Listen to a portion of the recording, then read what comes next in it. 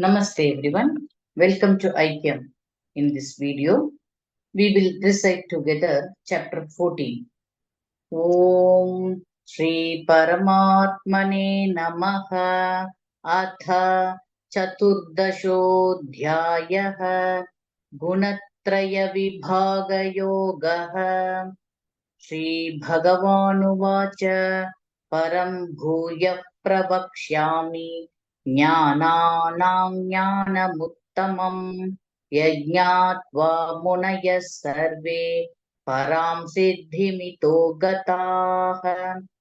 Idam jnanamupāśritya Mama sadharmyamāgataha Sarge pinopajayante Pralaye nauvyathanti ca Mama yo nirmahad brahma Tasmin garbhan dadhamyaham Sambhava sarva bhutanam Tato bhavati bharata Sarvayonishu Kaunteya Murtaya Sambhavanti Yaha Tasam Brahma Mahadyonihi Aham Bija Pradah Pita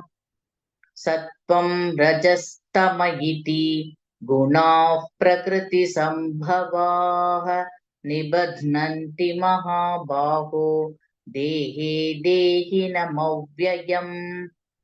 Tatra Sattvan Nirmalatvad Prakashakamaнаmayam Sukha Sangena Badhnati Jnana Sangena Chanagha Rajo Ragatmakau Vidhi Trishna Sanga Samudbhavam Tannibadhnati Kaunteya Karma Sangena Dehinam Tamastvajnanajau vidhi mohanam sarvadehinam pramadalasya nidrabhihi tannibadhnati bharatam sattvam sukhe sanjayati rajah karmani bharata jnanamavritya tu tamaha pramade sanjayatyuta Rajastamaschabhibhuya Sattvam bhavati bharata Rajasatvam tamascaiva Tamasattvam rajastatha Sarvadvareshu dehesmin Prakasha upajayate Jnanai yada tada vidyad Vivruddham sattva Lobha pravrittirarambah karmanāmashamasprha rajasyetani jayante vivruddhe bharatarshava aprakasho pravrittischa pramado moha evacha tamasyetani jayante vivruddhe kuru nandana Yada sattve pravriddhetu pralayayyati dehabhrit taduttamavidal lokan amalan pratipadyate rajasi pralayam gatva karma sangishu jayate tatha pralīnastamasi mūಢयोनिषु jayate कर्मणः सुकृतस्याहुः सात्विकं निर्मलं फलं रजसस्तु फलं दुःखम् अज्ञानं तमसः फलं सत्त्वात् संजायते ज्ञानं रजसो लोभ एव च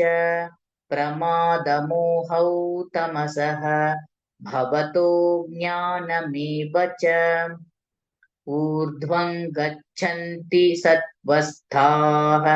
मध्ये तिष्ठन्ति राजसाः जघन्यगुणवृत्तिस्थाः अधो गच्छन्ति तामसाः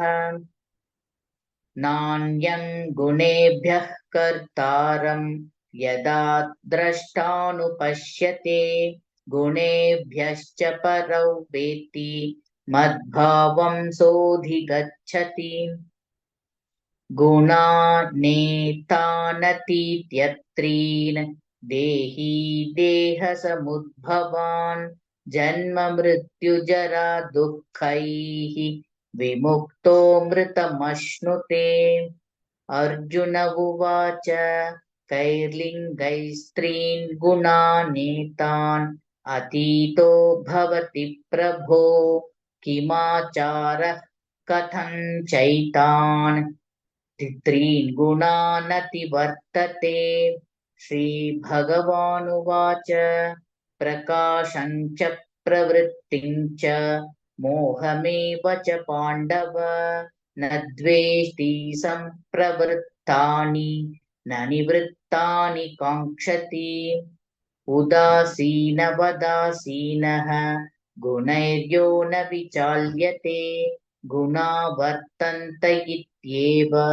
योऽवतिष्ठति नेङ्गते समदुःखसुखस्वस्थः